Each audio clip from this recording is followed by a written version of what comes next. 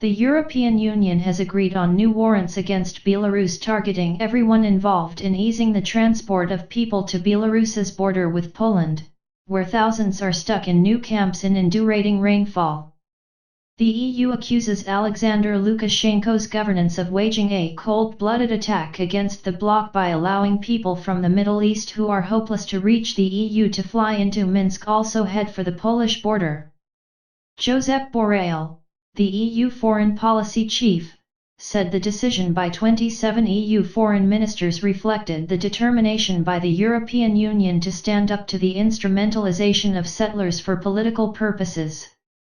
A list of people and realities to be hit by asset freezes and travel bans is anticipated to be finalized in the coming weeks.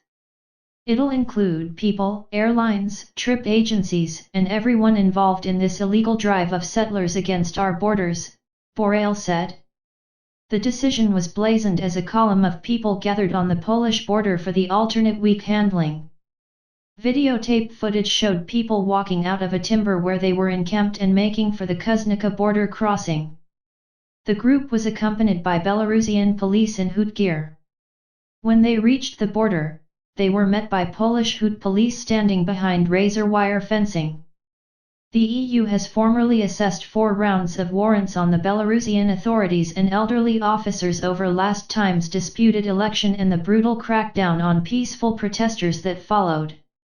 EU officers want to ensure the new warrants list is fairly penetrable, to minimize the threat of being sued in the European Court of Justice. We're all pushing to have this done history, but the reality is that history will presumably come in 2 weeks, said one diplomat ahead of the meeting. Diplomats are also agitating tensing profitable warrants against Belarus by extending restrictions that formerly target the tobacco and potash diligence, both vital sources of earnings for Lukashenko. We're far from the end of the curl of warrants, said Germany's foreign minister, Heiko Maas. Belarus flag carrier Belavia is among the airlines probably to be targeted, and Maas called on other companies to follow the illustration of Turkish Airlines by confining breakouts to the Belarus capital. Those that do must anticipate tough warrants. The situation is so dramatic that I can no longer rule out the denial of overflight rights or wharf authorization in the European area, he said. Announcement. The warrants list is allowed doubtful to feature the Russian airline Aeroflot, although Poland and Lithuania hold the Russian chairman, Vladimir Putin, responsible for the border extremity.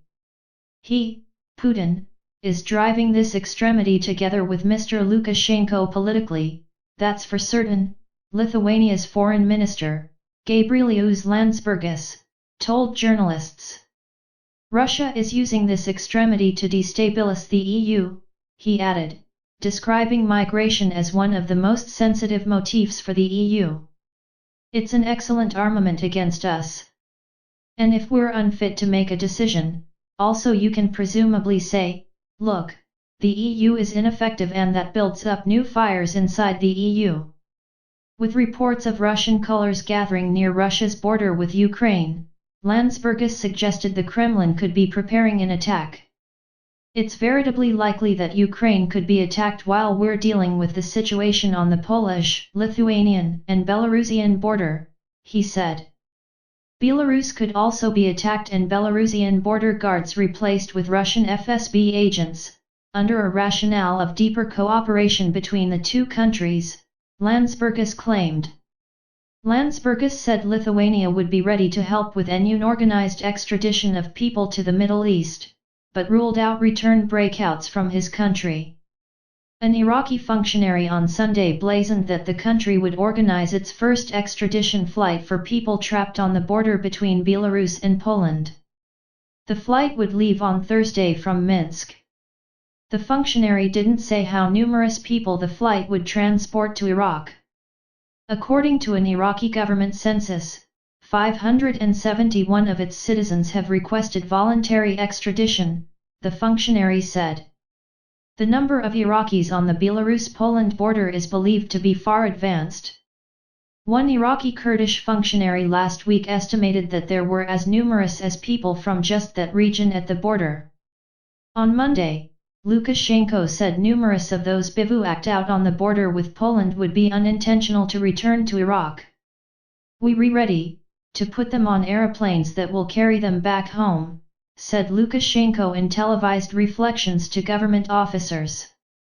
But these are people who, it must be said, are veritably stubborn. Nothing wants to go back.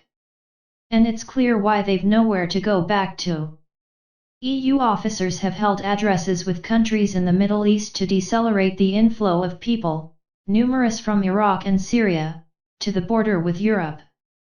But that won't break the question of what to do with the thousands formerly trapped, in numerous cases denied entry to both Poland and back into Belarus. Diplomats estimate between and people face decreasingly harsh conditions in the border area as temperatures dip. In a largely doubtful script, Lukashenko also suggested that Belarus would be ready to transport people directly to Germany. "Still, also we can take them to Munich on Belavia," he said, "if the Poles do not give us a philanthropic corridor."